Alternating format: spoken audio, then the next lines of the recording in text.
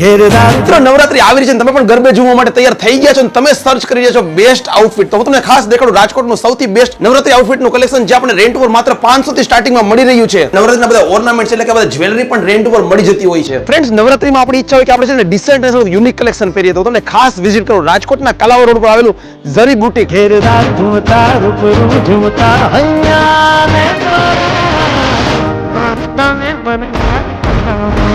જોયું ને, આ છે એનું કલેક્શન.